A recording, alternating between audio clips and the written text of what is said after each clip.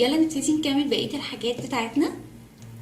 الفواصل او الملاقيط او الحاجات اللي بتبقى مهمه جدا وبتنظم لنا الوقت، وكمان بنستخدمها في حاجات تنظيم الوقت، وبتبقى جميله جدا على المكتب، اللي هي بتبقى بالشكل ده. دي بنستخدمها في حاجات فلين او كرتون، بنبدا نمسك بيها الاوراق بتاعتنا. وفي منها اشكال مغناطيس، وفي الملاقيط دي برضو بتبقى شكلها جميل جدا. وفي دبابيس المكتب طبعا اللي بيستخدمها عارف استخداماتها كويس، هي دي خلصانه. وكمان في المشابك اللي بالشكل ده نقدر نعملها في فاصل الكتاب بالشكل ده. دي القصه اللي انا بقراها حاليا، فاصل كتاب زي ده كده بالشكل ده زي ما انتم شايفين، وانا اللي عاملاه وهوريكم. في منه كمان تقدري تعملي منه اشكال كتيره او تحطي فاصل بالشكل ده، وبيبقى استخداماتها جميله جدا وحلوه قوي، وهقول لكم على استخداماتها بعدين. طبعا المكتب لازم يبقى عليه خرامه ودباسه عشان انتي بتحتاجيهم كتير قوي. طبعا كل ما يكونوا اصغر كل ما كان احسن وشكله اشيك. انا عندي الكبيره دي بس دول لقيتهم شكلهم كيوت قوي، حبيت ان انا اشارككم بيها، وبتنفع طبعا للمكتب جدا. هنبتدي بحاجات الكبار وبعد كده حاجات الصغيرين عشان كتيره. اول حاجه للجامعه او للثانوي، طبعا بتقدري ان انت لازم تجيبي دفاتر، فبتجيبيها الحجم اللي انت عايزاه، لان كله بيبقى الماده واحده، بس كل ما كان صغير كل ما كان احسن علشان تقدري تشيليه. هو ده 150 ورقه، وهنعمل فيه حاجات جميله قوي. بيبقى فيه اشكال كتيره قوي حلوه. كمان في اللي هو الصغير ده بتاعي بس قديم، كاتبه فيه طبعا بالشكل ده. شايفين الاستيكرات؟ حبيت ان انا اوريكم شكلها. اوكي، يبقى عندنا الحجم ده والحجم ده، وده هنعمل فيه داي في فيديوهات الداي طبعا. هنقول ده الاول.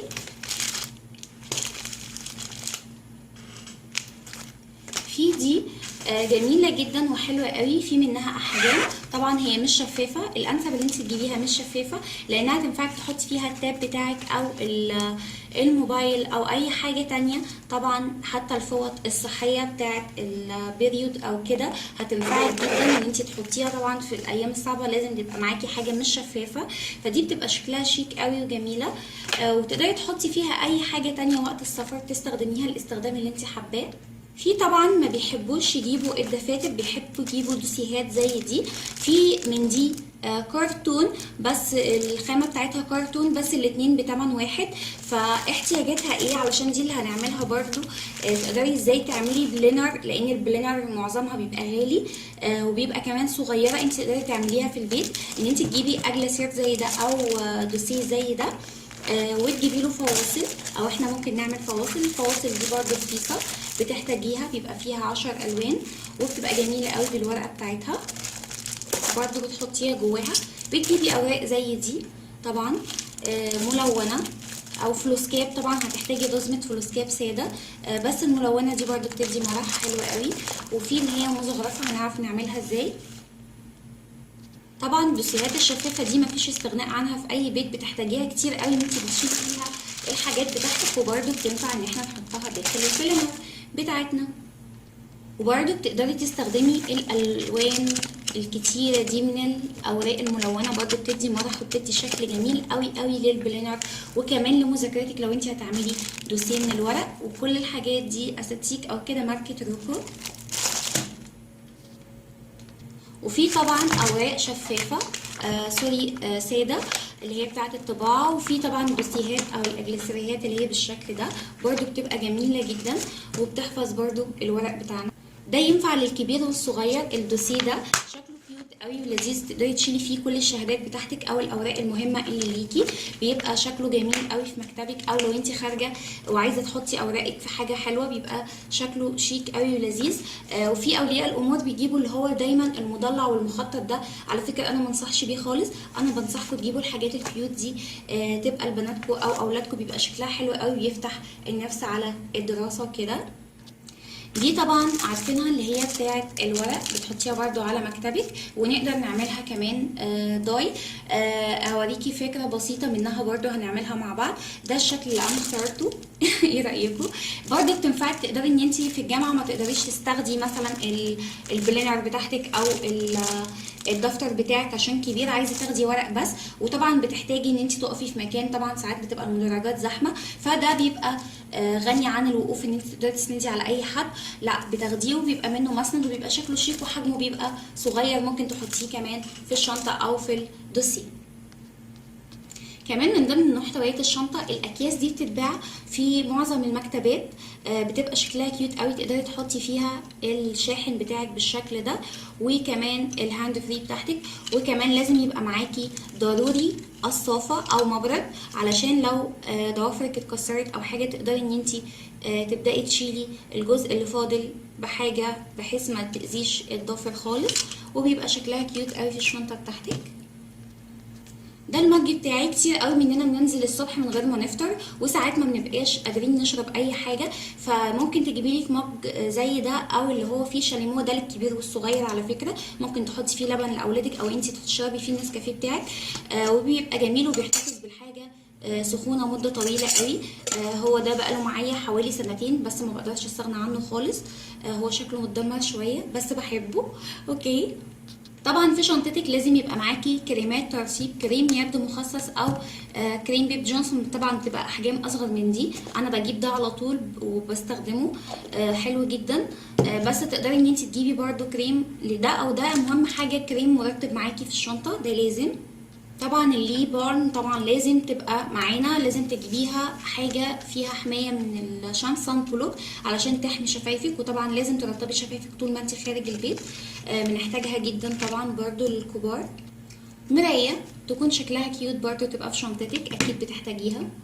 طبعا كتير مننا بيحصل له مواقف بره البيت بتبقي محتاجه فرشه مكياج سريعه، هي دي بقى لها معايا تقريبا سنتين، طبعا برضو فيها شخبطه شويه لانها متدمره، دي تقدري تجيبيها بتبقى شكلها جميل قوي، تحطيها على المستوى اللي انت عايزاه. طبعا هي ملهاش علاقه بحاجات المدرسه، بس دي بالنسبه للكبار، انا مش هقول لكم طبعا لاني كلكم عارفين ايه اللي في شنطتكم، بس انا قلت حاجات سريعه، يعني يمكن لاني في بنات لاول مره تروحي الجامعه، فدي ممكن تحتاجيها اللي انت تحطي بيها بلاشر او تعملي بيها خارج البيت، لان في بنات بتحب تاخد لون او حاجه في عينات صغيره للبلاشر، فدي تنفعك قوي وكمان مفيده يعني وحلوه. لو انت في ثانوي او في جامعه وبتحبي نظام التلخيص ونظام الاسطوانات وكده، ممكن تقدري تاخدي فلاش ميموري، لازم تبقى معاكي علشان تنقلي عليها كل الحاجات اللي انت عايزاها، ما تضمنيش النور يقطع او انت تكوني رايحه عند زميلتك تذاكروا مع بعض، مش هتشيلي كتاب او اللاب بتاعك، لا يبقى حاجتك كلها متخزنه على الفلاش الميموري بتاعتك، بتبقى معاكي ونسخه احتياطيه بتنسخي عليها كل حاجه بتفيدك. برضو الهارد ديسك ممكن يبقى معاكي بديل في البيت، اتنين، واحد اساسي والتاني برضو احتياطي، تسجلي عليه كل الحاجات المهمه. بكده اكون قلت معظم الحاجات لحبايب قلبي الكبار، وتنفع برضو اللي هم في ثانوي. هنبدا مع بعض حاجات الصغيرين حبايب قلبي.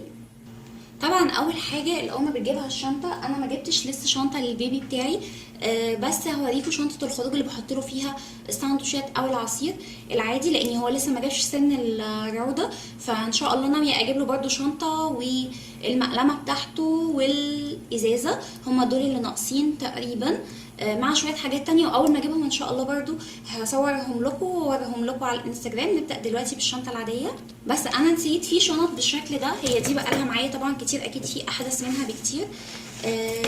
دي ممكن تنفع للجامعه، بتتلبس كراس وبتشيل حاجات كتيره قوي، لو هتاخدي معاكي دفاتر او حاجه بتبقى بالشكل ده، تمسكيها كده او كده.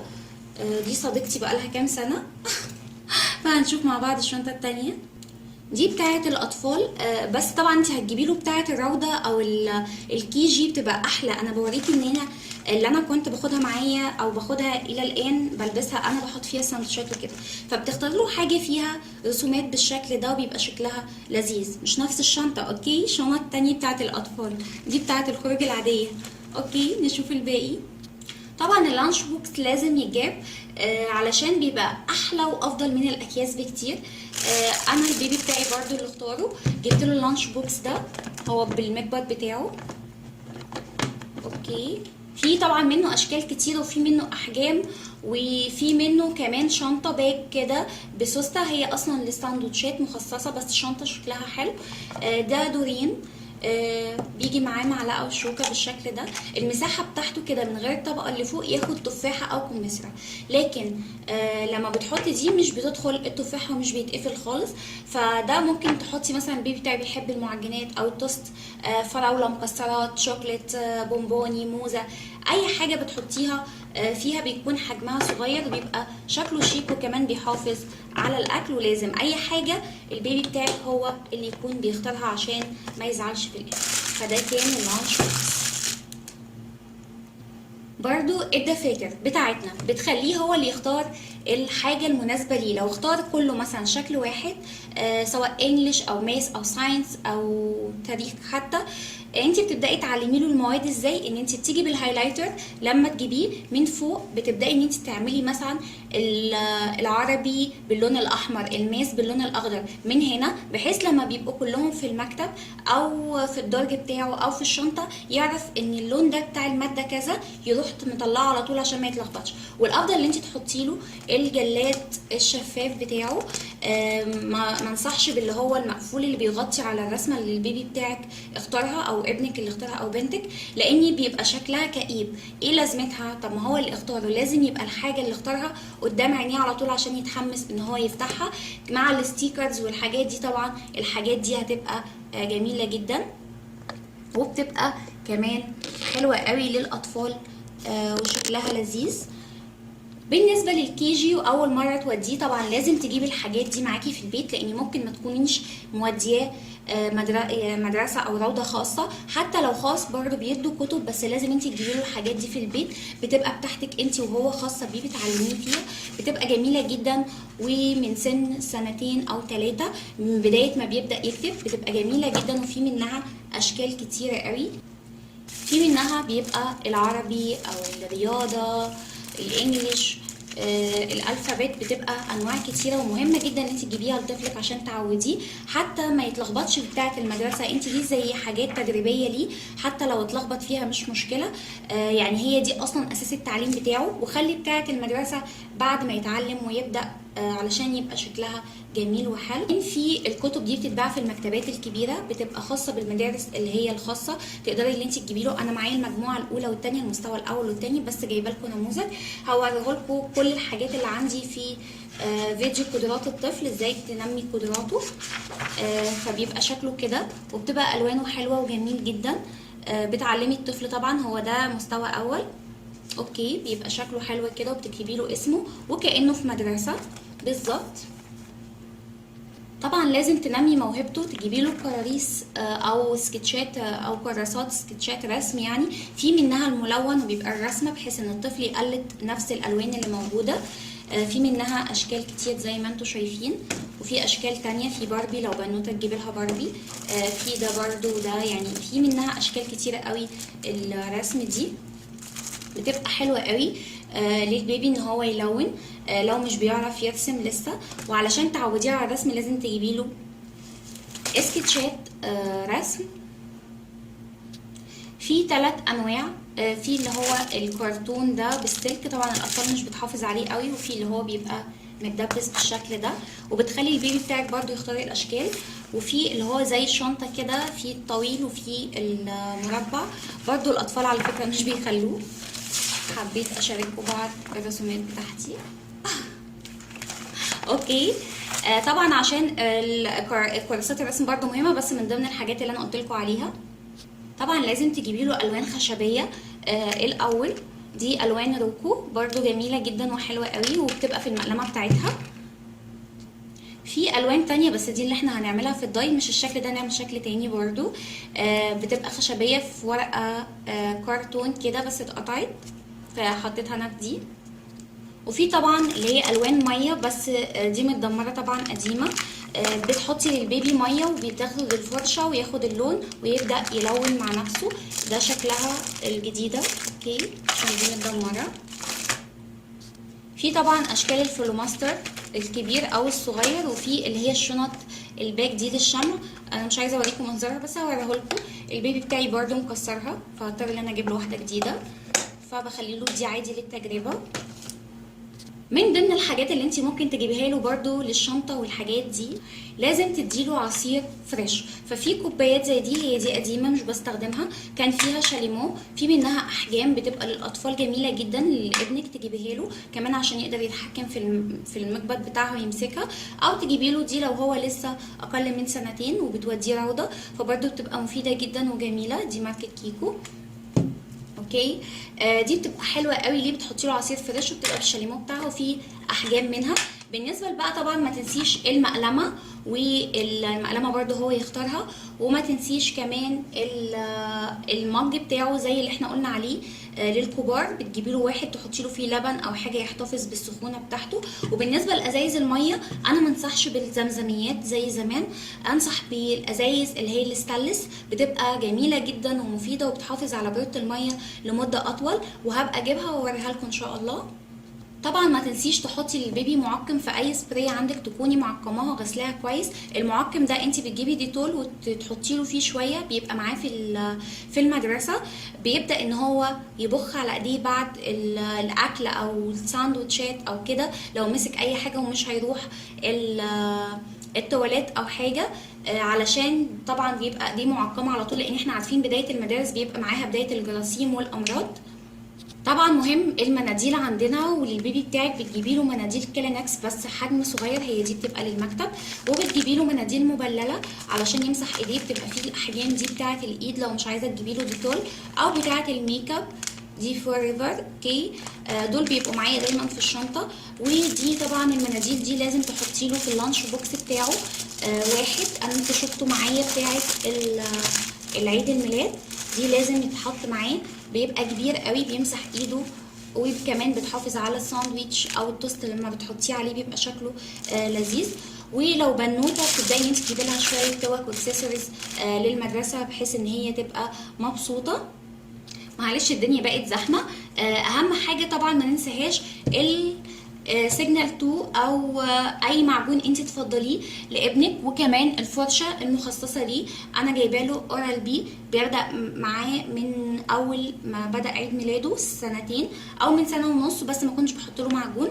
بتجيبي له اللي هو سيجنال 2 امن. في انواع تانية في السوق اللي زي دي بالفواكه، هو ده بالفواكه برضو، بس الدكتور انا بتابع مع استشاري اطفال قال لي ان سيجنال 2 امن حاجه. تقدري طبعا ما تنسيش ان هو يقدر يغسل سنانه ويهتم. ونخلصنا سيربرايز ريتيرن تو سكول او باك تو سكول، ونشوف الدي او الداي المره الجايه مع بعض، وبعض الافكار للغرفه والحاجات دي كلها انا جبتها من مكتبه جرير وموجوده في جميع المكاتب.